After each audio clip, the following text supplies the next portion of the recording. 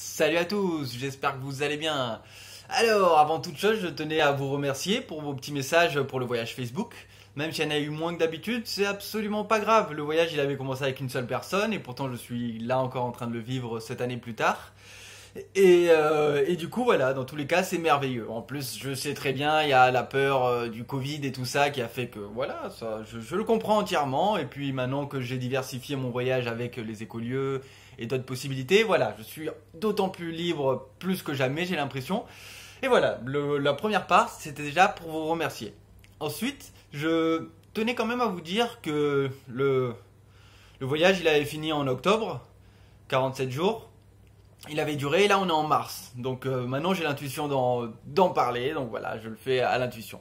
Donc je vais faire point par point tout ce qui m'est venu au niveau voilà, des croyances, révélations et visions par rapport au pèlerinage. Donc d'abord en petit 1, je pensais vraiment que j'allais faire full créativité tout le long du voyage. Et en fait non. Pas un seul poème tout le long de la route, pas une seule voilà, chanson, c'est normal, j'avais pas de guitare avec moi et tout ça. Et pas d'écrit, pas de vidéo, pas voilà, tout ce que j'aurais pu faire. Mais non, j'ai senti vraiment qu'à l'intuition, ce voyage, il m'appelait à être sacrément présent pour vivre vraiment les transformations qui se vivaient à l'intérieur de moi. Donc voilà, créativité quand on le sent, et c'est tout, c'est naturel. C'est ce que j'invite vraiment à tout le monde à faire, sans oublier pour autant la phrase de Baudelaire que j'aime beaucoup, quand il dit « Décidément, l'inspiration est la sœur jumelle du travail journalier. » Et c'est vrai que c'est un truc très puissant maintenant que j'ai repris depuis. Et voilà, je voulais juste vous le partager. Du coup, je me suis aussi rendu compte, en petit 2, que j'étais encore moins enclin à, on va dire, à laisser faire les injustices. Personne quasiment m'a vraiment vu énervé dans cette vie. Il y en a quelques-uns, des potes proches ou des choses où c'est arrivé, voilà. Mais sans même passer par la colère ou tout ça, je me suis rendu compte à quel point, voilà, j'étais plus à même de recevoir les intuitions pour pouvoir exprimer ma colère, qui est quelque chose quand même de naturel, il le dit bien dans les CAD. La colère est une émotion naturelle, c'est celle qui vous permet en un sens de dire non merci. Ce non merci m'a toujours paru particulier, comme si on pouvait être en colère en disant non merci, mais oui, en un sens, on peut vraiment ne pas être d'accord avec la personne, la remercier quand même pour tout, et pourtant être en colère, mais d'une manière, on va dire, saine, tout simplement. Donc que ce soit dans certains, voilà, avec certaines personnes en particulier, que ce soit envers même moi-même, en un sens, je me permettais d'être vraiment plus sincèrement en colère, et plus sincèrement, on va dire observateur de ce qui se passe à l'intérieur de moi-même, parce que c'est quand même au moins 4 heures de marche tous les jours, jusqu'à on a touché plus que les 12 heures le dernier jour et tout ça. C'était comme un Montpellier-Nîmes, je sais plus c'était combien de kilomètres, j'ai oublié maintenant, mais c'était un truc monstrueux quoi. Mais bon voilà, c'était quand même une expérience magnifique où il y a eu énormément de synchronicité, énormément de révélations, et énormément de ressentis qui sont pas toujours de manière qu'on peut dire de manière concrète, mais c'est aussi pour ça que j'aime autant l'art, que ce soit la poésie ou la chanson, à travers laquelle on peut vraiment exprimer beaucoup de choses. Ensuite, je me suis rendu compte, au niveau méditation et blocage énergétique, que c'était vraiment quelque chose à ressentir à l'intérieur de soi, que de marcher autant, que d'avoir autant de ressentis de c'est où que ça doit couler quand on détend les muscles, c'est où que ça fait du bien quand on détend les muscles, c'est où que ça circule au niveau. Moi, j'ai vraiment besoin au niveau du cou, au niveau de la tête, au niveau de la hanche côté droit, au niveau du pied droit. Il y a vraiment des zones où, à force d'être présent, on ressent et on dynamise, en un sens, la régénération simplement par la présence. Et le fait de passer autant de temps à marcher, déjà le fait de marcher est incroyable pour régénérer au niveau osseux, au niveau musculaire, au niveau énergétique et tout ça. Ben, ça m'a vraiment permis d'aller en profondeur sur mon ressenti, et ça, j'ai trouvé ça vraiment chouette. Ensuite, par rapport aux pieds quand même, faut que j'en parle, hein, parce que je l'ai fait en minimaliste, c'est-à-dire avec ses chaussures. D'ailleurs, quelqu'un hier, un enfant de genre 4 ans, il m'a dit « Monsieur, vous êtes en chaussettes ?» Ça a fait beaucoup rire la mère, et moi je rigolais avec eux, je lui ai dit « Mais non mon grand, c'est des chaussures, mais oui, on dirait des chaussettes, mais c'est des chaussures de guerre, j'avais envie de dire, mais je l'ai pas dit. » Parce qu'elles permettent vraiment beaucoup de choses, et pourtant elles sont super simples. J'ai marché un peu pieds nus, mais avec le poids et tout ça, je pouvais pas marcher autant. 10 kilos de plus, même si je suis habitué à courir pieds nus et courir en chaussures minimalistes, avec le poids, ça m'a fait une ampoule. Je veux dire, voilà, normal. Même j'ai même pas voulu la guérir pour vous dire pendant quelques temps, juste pour voir la régénération de mon corps. Et ensuite, j'ai accepté l'aide de mon ex pour la planter avec une aiguille et voilà, laisser partir l'ampoule et tout ça. Mais bon, tout ça, ça m'est arrivé vraiment juste une fois, pieds nus. Et, j'ai voulu me guérir tout seul et voilà, j'ai préféré voir comment on fonctionnait à l'intérieur et tout ça, même si ça faisait un peu mal et tout. Mais bon, si je l'ai permis, c'est que ça allait quand même, quoi, on va dire. Donc, les pieds, c'était vraiment ouf parce que je me levais le matin, déjà ça commençait au bout de quelques semaines, et les pieds étaient super durs. Genre, t'as du mal rien qu'à dérouler le pied. Mais une fois que tu le chauffes, que t'as 10 minutes de marche, voilà, c'est parti pour la journée et tout ça. Donc, c'était pas vraiment gênant. Pour quelqu'un de lambda, je pense que ça aurait pu être très gênant, mais bon, je veux dire, tant que c'est pas une grosse douleur, ça va, ça va. Mais ce qui est drôle par rapport à ça, c'est quand même que pendant 2 mois après, quand je suis revenu, que je suis allé chez un pote là, faire que geeker, j'avais encore le pied endolori le matin, je me levais, je pouvais pas, je veux dire, si je le tirais, ça faisait mal quoi. Après, pareil, je bougeais un tout petit peu et ça allait au bout de quelques temps, mais que ça reste pendant 2 mois comme ça, je me suis dit, waouh, je savais pas que je pouvais rester, que ça pouvait faire autant d'impact, on va dire, sur le pied. Donc moi je le vois comme très positif, autant d'impact ça veut dire autant d'os, de muscles qui sont vraiment dynamisés pour pouvoir régénérer depuis nos racines quoi tout simplement. Et je trouvais ça vraiment très chouette. Ensuite je me suis aussi rendu compte que voilà on est un peu plus puissant que ce qu'on pense quand on vit la chose dans l'action. C'est-à-dire on était un des rares à le vivre en tente. Moi, je voulais vraiment faire l'expérience en tente. Donc 90% du temps, c'est de la tente. Il fallait aller trouver l'endroit. Parfois, c'était la nuit qu'il fallait le trouver. Il fallait plusieurs points, que ce soit pas visible par les gens, pour que dans l'esprit, ce soit tranquille le soir, que ce soit assez plat, qu'il n'y ait pas trop de racines dans le sol, que ce soit pas trop loin du chemin. Donc vous imaginez bien que tout ça, ça faisait en sorte que c'était une sacrée expérience aussi d'intuition, de ressenti et tout ça, pour aller poser la tente. Parfois on la posait de jour, mais bien souvent on devait la poser de nuit, le temps de trouver, et puis ça faisait plaisir de marcher un peu plus, voilà, que prévu et tout ça. Donc ça, vraiment, c'est une expérience au niveau survivalisme, on va dire, et autonomie, qui m'a vraiment fait beaucoup, très plaisir, quoi, tout simplement, de me rendre compte à quel point, voilà, c'était facile pour moi. Je veux dire, moi j'avais plus d'expérience qu'elle sur le bivouac. Donc du coup, j'étais vraiment content d'avoir réussi à bien gérer ces points-là et de voir que voilà, même en dormant sur un tapis de sol Decathlon 2 €, donc les trucs très fins et tout ça, bah c'était largement gérable pour se reposer le soir, avoir de l'énergie le lendemain, etc., etc. Du coup, aussi niveau habit, parce qu'il faut savoir que je suis allé que en short et j'avais genre 2 shorts, j'avais deux pulls, je crois, ou un seul, je sais plus, mais lui je l'ai acheté sur place.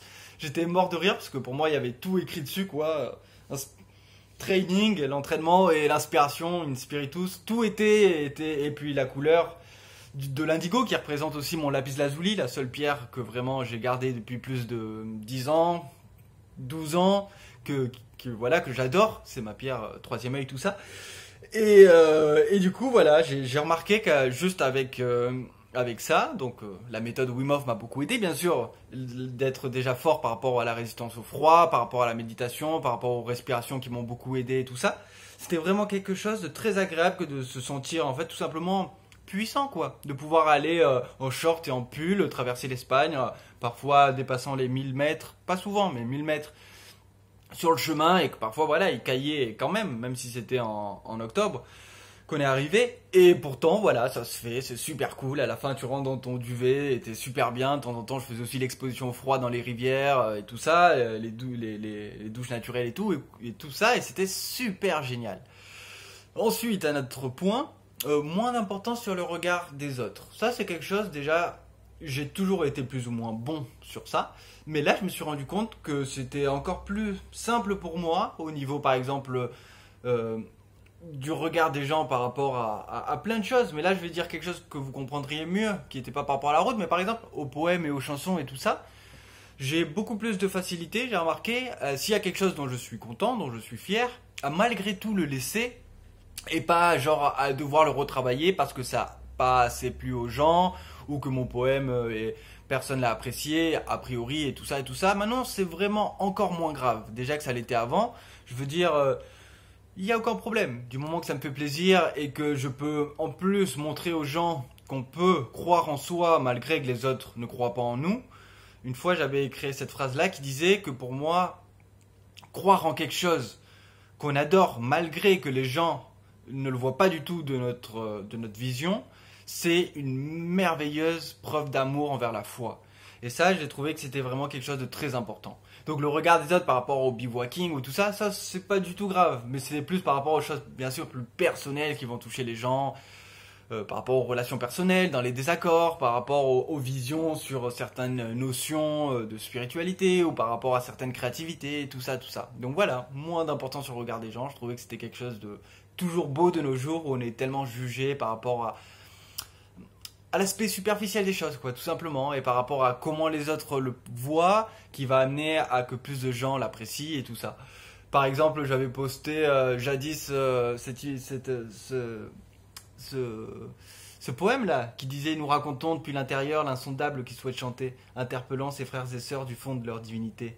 Les écrits seront toujours, car l'âme dedans aime voyager, et l'essentiel, nommé amour, s'entraîne alors à se dévoiler. » Ça avait fait genre un carton entre guillemets, genre 40 likes avant, et là c'était presque personne l'a vu, mais c'est absolument pas grave. C'est pour vous dire à quel point c'est important de croire en soi-même par rapport à soi-même. Et voilà, ça c'est un truc que le fait d'accomplir des choses comme ça va donner quand même une force, on va dire, émotionnelle de foi en soi-même, quoi, tout simplement. Ensuite, je sais davantage ce que je veux, ça c'est un truc intéressant. Parce que j'ai eu le temps de réfléchir, vous imaginez bien, à ce qu'allait de ma vie ensuite. Bon, au début, on pensait qu'on allait vivre ensemble avec mon ex, qu'on allait prendre un appart et tout, j'allais faire une pause sur mon voyage Facebook et tout ça. Et c'était très bien comme vision. Mais bon, vu que ça a fini différemment l'histoire, j'avais déjà pressenti que dans tous les cas, j'allais continuer un jour ou l'autre mon voyage Facebook et que j'allais l'amener même un peu plus loin, on va dire, toujours un peu plus loin. Entre autres avec les écolieux. Mais aussi avec un certain type d'aide gratuit que je voulais apporter en plus. Mais ça, je vais en parler sur le point suivant qui arrive maintenant d'ailleurs. Je suis arrivé chez quelqu'un qui était, on va dire que c'était la belle famille de mon ex, qui venait d'avoir un cancer il n'y a pas si longtemps que ça. Donc j'ai eu l'occasion et j'ai adoré de pouvoir lui parler des CAD, de pouvoir lui parler de la nourriture vivante, végétale et variée, de lui parler des jeunes, de tous les témoignages exceptionnels qu'il y a eu, de lui parler de tout ça. Et vraiment on a beaucoup déliré. Il a vraiment une énergie merveilleuse. Et voilà, moi j'adore aider les gens, surtout quand on peut avoir la connaissance si proche de soi, mais on est tellement perdu dans un tourbillon de connaissances possibles que voilà, moi j'ai synthétisé tout ça à l'aide, parce que c'était ma passion d'observer tout ça, quoi, de comprendre les causes et effets, comment fonctionnent les choses, les lois spirituelles tout simplement. Et du coup voilà, je lui ai proposé que si un jour il était en PLS avec la science et qu'elle pouvait plus rien pour lui, quoi, tout simplement, moi j'étais prêt à revenir, même si j'étais plus avec elle, juste pour l'aider, l'accompagner sur un jeûne qu'on ferait ensemble, sur une session de respiration que je le guiderais, que je lui montrerais tout, un entraînement au froid, que je lui expliquerais tout et que je le ferais avec lui. Et s'il le fallait, voilà, un gros jeûne sec qui a déjà sauvé des gens de ouf, que voilà. Donc ça, j'ai compris que c'était une des visions aussi que je voulais faire. Si ça intéresse quelqu'un, je veux dire, moi, je vais jamais promettre que je pourrai sauver la personne, je vais jamais promettre quoi que ce soit, mais je serai de tout cœur là pour aider. Gratuitement, juste en passant chez la personne, juste par le plaisir sublime de pouvoir m'aider moi-même dans l'incarnation de quelqu'un d'autre, à pouvoir l'aider à prendre des raccourcis. Pour moi, les CAD sont un raccourci. Pour moi, la méthode Wim Hof est un raccourci. Pour moi, le jeûne est un raccourci. La bonne nourriture est un raccourci. Pour moi, voilà. Il y a plein de choses qu'on peut vraiment prendre de manière très optimale. Donc voilà, si un jour vous connaissez quelqu'un dans ce cas-là et que les médecins ils décrètent que c'est fini et tout ça, moi je suis prêt à aider. Voilà, tout simplement. Ensuite, 8, mon voyage continue. Donc voilà, il y a cette histoire-là. J'ai référencé, il y a plusieurs listes, vous savez, d'écolieux. Donc là, j'en ai trouvé une avec à peu près, je dirais 200 dessus. Donc, du coup, j'ai tous cliqué un par un pour voir chaque endroit. S'ils avaient un site, une page Facebook, tout ça, et je les ai tous fait un par un pour vérifier c'est quoi qu'ils désiraient. Parce que bien sûr, la plupart, ils vont désirer que vous les aidiez un peu comme du woofing, ou que vous construisiez la maison avec eux et tout ça, ce qui est cool, je peux le comprendre, c'est normal. Mais moi, j'ai d'autres forces à partager. Et c'est ça que je faisais un peu dans l'écolieu où j'étais avant. Je veux dire, je suis beaucoup plus vraiment chaud pour enseigner la musique aux gens, la guitare, le piano, la théorie musicale, pour parler des CAD, pour enseigner voilà, la méthode Wim Hof, vous avez compris, toutes ces idées-là, que pour voilà, travailler un jardin. Ok, c'est super le jardin, mais laissons faire ceux qui veulent le faire, quoi, tout simplement. Donc, j'étais dans un groupe d'écoliers aussi, où je voyais des gens qui se plaignaient un petit peu que voilà, certains vont peut-être abuser un petit peu de tout ce qu'ils demandent en échange et tout ça, surtout que ça peut très bien aller dans des microcosmes où des gens vont se prendre pour des gourous, mais dans le sens malveillant du terme. Pour moi, gourou est positif, comme il le dit dans les CAD. C'est, on va dire, quelqu'un qui va enseigner et partager ses connaissances. Mais quelqu'un qui va profiter de ça pour, on va dire, voler de l'énergie aux autres ou pour en faire leur esclave, quoi, tout simplement, ça, c'est vraiment pas cool.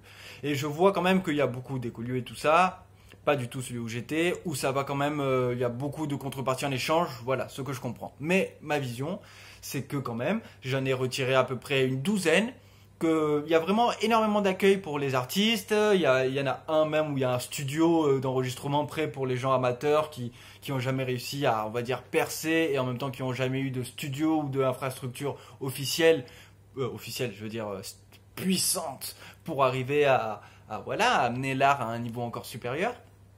Mais bon, ça, j'ai toujours eu une petite intuition qui m'a dit, tu verras, quand tu feras ta centième musique, après, tu passeras à un autre stade. Pour l'instant, j'en suis à 80, donc j'ai le temps tranquille d'avancer. Ensuite, voilà, je voulais vous partager un extrait des CAD qui est très puissant pour moi. J'en ai pensé, j'y ai pensé bien sûr plusieurs fois pendant la route. Donc je le mets en description, mais celui-là pour moi il était très puissant par rapport à notre fonctionnement spirituel où il compare la difficulté que peut sembler être d'escalader l'Everest. Et pour moi personnellement j'ai toujours voulu faire l'Everest, mais je sais pas lequel est le plus dur. Marcher 1000 km là-bas en mode tente, bivouac, tout ça, ou escalader l'Everest que Wim Hof a fait un gros bout en short et avec des lunettes, voilà, pour pas se prendre la réflexion du soleil. Donc moi j'ai toujours voulu faire l'Everest, mais j'ai vu des documentaires avec toute de la pollution que les gens laissent là-bas et tout ça, et à quel point c'est devenu touristique et tout ça. Donc le fait d'avoir fait le chemin de Saint-Jacques, qui est très touristique aussi, mais il y a beaucoup moins de poubelles et beaucoup moins de dégradation de la nature par une si forte concentration des gens, on va dire, tout simplement, parce qu'il y a plusieurs chemins. Nous on a fait celui du Nord puis le primitif. Et du coup voilà. C'est vraiment un extrait merveilleux que voilà, tout simplement, je vous laisse comprendre par vous-même. Ensuite, par rapport au Covid et aux maladies, c'était très intéressant parce que voilà, on a traversé toute l'Espagne, elle avait le vaccin et tout ça, moi non. Je suis tombé malade 0 fois. J'avais une petite allergie depuis plusieurs temps au gluten et aux produits raffinés, au sucre et tout ça. Depuis longtemps, depuis un truc émotionnel qui au moins 10 ans, voilà, tout ça, plus tout ça, voilà, je vais pas tout raconter maintenant pour pas faire trop long, je l'ai raconté dans une autre vidéo. Et maintenant, je peux à peu près consommer 10 fois, 20 fois ce que j'aurais consommé avant en produits comme ça, avant que ça m'atteigne, on va dire, physiquement ou énergétiquement, que je sente à l'intérieur que c'est pas bon, quoi. Qu'il y a comme une acidité trop forte dans le système lymphatique. Donc là-bas, on a beaucoup vécu de houmous, de pain, de temps en temps de pizza, quand on arrivait dans les villages et tout ça. Et ça allait vraiment très bien. Quasiment tout le temps. Et ça, bien sûr, tout l'entraînement que je fais depuis longtemps, plus le fait là de marcher beaucoup et de faire beaucoup de sport, c'est quelque chose qui m'a fait grandement, qui m'a donné pour moi beaucoup de force à l'intérieur de tout ça. Donc du coup, voilà, j'ai trouvé ça vraiment merveilleux au niveau de voir la facilité avec laquelle je pouvais vivre tout ça. En revenant ici, après être allé chez un pote, quelque temps que j'avais pas vu depuis longtemps, où c'était génial, je suis allé chez un cousin, et pour voir un autre cousin aussi, c'était vraiment cool de tous les voir. Et à un moment, je suis resté, quand il y avait un de mes cousins plus quelqu'un ils